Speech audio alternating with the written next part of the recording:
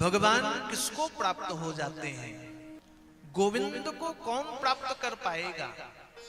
भगवान कृष्ण को कौन मिलेगा? जानते हो कौन मिलता है भगवान से, या किसको भगवान दर्शन देते हैं? गोविंद का साक्षात्कार कौन कर पाएगा? मानस कहती है निर्मल मनजन सो मोहि पावा। भगवान किसको प्राप्त होंगे? जिसका मन निर्मल और पवित्र होगा। जार मन निर्मल থাকবে, मन में दूसरे के प्रति द्वेष की भावना का समापन हो जाना, द्वेष और द्वंद्व का नाश हो जाना, दूसरे के प्रति ईर्ष्या का समापन हो जाना, और केवल भक्ति के भाव में डूब जाना। मीरा जैसा, गोपियों जैसा। गोपी और हम में कोई बड़ा अंतर नहीं है। गोपियां भी वही हैं जो हम और आप। उनके भी 2 आंख, 2 हाथ, 2 पैर, एक सिर, और हम जैसा ही शरीर था। गोपी और আমাদের মধ্যে কোনো भेद नहीं, वो भी हम जैसे ही दिखते थे। किंतु ध्यान दिए सुनो, मात्र एक भेद कि आमरा प्रतिदिन प्रत्येक समय किसेर चिंता भावना करी? संसारेर। हम प्रत्येक क्षण, हर समय, हर पल संसार की चिंता में डूबे हुए। এখন কি হবে, তারপরে কি হবে, কালকে কি হবে, আমার কি হবে, বৃদ্ধাকালে কি হবে, বুড়াকালে কি হবে, সেইখানে যাব কেমন, সেইখানে থাকবো কেমন, কি পরবো কি পরবো নাই, কি খাবো নাই। आप सुबह से शाम तक का ध्यान करो तो सुबह से शाम तक केवल हमने संसार की ही चिंता की। सत्य बोलছি कि मिथ्या बोलो? संसार की चिंता। और गोपियां संसार की नहीं, संसार के नियंता की चिंता करती हैं, उनका चिंतन करती हैं। गोपियां भी घर में झाड़ू लगाती हैं, भोजन भी बनाती हैं, विश्राम भी हम जैसे करती हैं। उनादेर बाड़ी गोपीदेरो बाड़िए आपनादेरই মতন কাজ ছিল। भात वो भी रांधती हैं, भोजन वो भी करती हैं।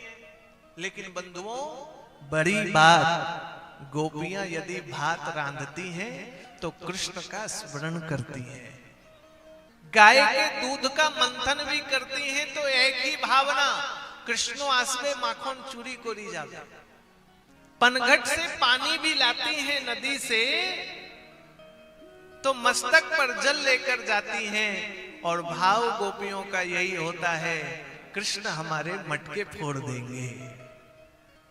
जल भर रही हैं तो कृष्ण का चिंतन, भोजन बना रही हैं तो गोपाल का चिंतन, दूध दुह रही हैं तो माखन चोर का चिंतन। उनके प्रत्येक कार्य में, समस्त कार्य में यदि कोई दिखता है तो कृष्ण दिखता है। इसीलिए हम संत कहते हैं, भगवान से संबंध जोड़ लो। भगवान से संबंध जुड़ जाए, भगवान में मन लग जाए। थोड़ा थोड़ा आगे आने के लिए बोल रहे हैं वो, आगे दिखे आसी जाओ, पेछने जगह कम है। रात्रे माथाय शीत पड़बे, ठंडा लगी जाबे, 2 दिन पड़े बड़ो हरी। आगे आ जाओ, दब दब के चेपे चेपे बसो। की बोले? ज्यादा रास्ता मत छोड़ो। बाप रे बाप, बस हो गेलो तो बसो। आगे बढ़ने बोला तो मुंह खोल लिया। भोजन गाते बोलबो तखन मुंह खुलबे ना, जेमन मुखे मशा ढुकी जाबे। बंधुओं में कह रहा था, भगवान से संबंध जोड़ो। इसीलिए कहा, त्वमेव माता च पिता त्वमेव, त्वमेव बंधु च सखा त्वमेव, त्वमेव विद्या च द्रविणम त्वमेव, त्वमेव सर्वम मदेव देव। हम जब तक भगवान से संबंध नहीं जोड़ रहे हैं तब तक हमारी उन्नति कहां है? संबंध गोविंद से जोड़ लो। माता बनाओ, पिता बनाओ, सखा बनाओ, मित्र बनाओ, कुछ भी बनाओ। और मैं एक ही बात कह रहा हूं, ध्यान दो अब कथा पर। सुबह उठो तो आंख खुले तो भावना क्या हो, जल्दी उठ करके स्नान करना है। कार जन्य स्नान करार होवे, कार जन्य स्नान करबे आपनारा, निजेर जन्य नहीं। भावना क्या हो, जल्दी उठ करके स्नान करें। क्यों? भगवान की पूजा करनी है। तो उठने में ध्यान गोविंद की पूजा में टिक जाएगा। और स्नान हो गया तो पूजा हुआ, और पूजा हुआ, काम हुआ, झाड़ू भी लगा रहे हो ना, तो घर की सफाई के लिए नहीं बंधुओं, झाड़ू भी लग रहा है, थोड़ी देर बाद आएंगे। झाड़ू भी यदि लगा तो ये भाव कि न जाने कृष्ण दिन कृष्ण हमारे आंगन पर आ जाए। शबरी ने 17,000 वर्षों तक बंधुओं भगवान राम की प्रतीक्षा की। शबरी के मन में कभी संशय नहीं आया। नित्य प्रति शबरी भगवान जन्य पुष्प चयन करी दरवाजे में रख दी कि भगवान आएंगे हमारे दरवाजे। भोजन भी बनाओ तो भगवान के लिए बनाओ।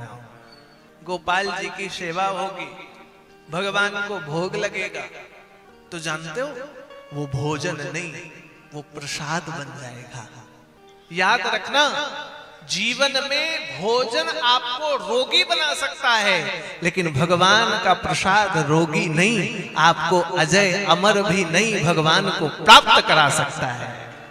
ये भगवान के प्रसाद में महत्वता है। प्रसाद विषाद का अंत कर देती है, विष को नाश करती है। कौन सा विष है हमारे पास? हमारे पास संसार की समस्या का विष है, हमारे पास दुनिया के झंझावातों का विष है। हमारे पास क्या विष है?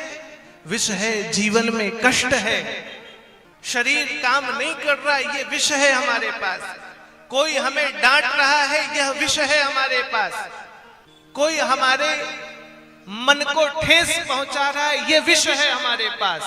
लेकिन बंधुओं याद रखना, जब भगवान का स्मरण करके भगवान के प्रसाद को पाओगे ना, तो ये विषाद प्रसाद अंत कर देगी इस विषाद का। कल जब मुझे लेकर के भाई जा रहे थे गाड़ी में, तो उन्होंने कहा, स्वामी जी आप इतनी यात्राएं करते हैं, वर्ष में 300 दिन मैं कथा करता हूं, 365 दिन में 300 दिन नियमित। और बोले इतनी यात्राएं कैसे? थकान नहीं होती है? थकते नहीं हो? 3 घंटे सोकर 4 घंटे सोकर फिर उठता, नित्य कर्म करता, रात को 2 बजे नियमित सोता हूं मैं। जितनी जब पूजा बचती है वो रात को जब सारी दुनिया सो जाती तब करता हूं मैं। जब कोई डिस्टर्ब नहीं करता तब साधना होती है, और फिर सुबह उठ करके बैठ जाता हूं, फिर भगवान की पूजा, फिर कथा, और फिर यात्राएं। लोगों ने कहा आपको थकान नहीं होती? बंधुओं बिल्कुल नहीं होती है। क्यों? क्योंकि मैं भगवान के प्रसाद को प्राप्त कर रहा हूं। जीवन की थकान, मन की थकान, बुद्धि विवेक इंद्रियों की थकान केवल भगवान का भजन दूर करती है, केवल भगवान का संकीर्तन दूर कर देता है।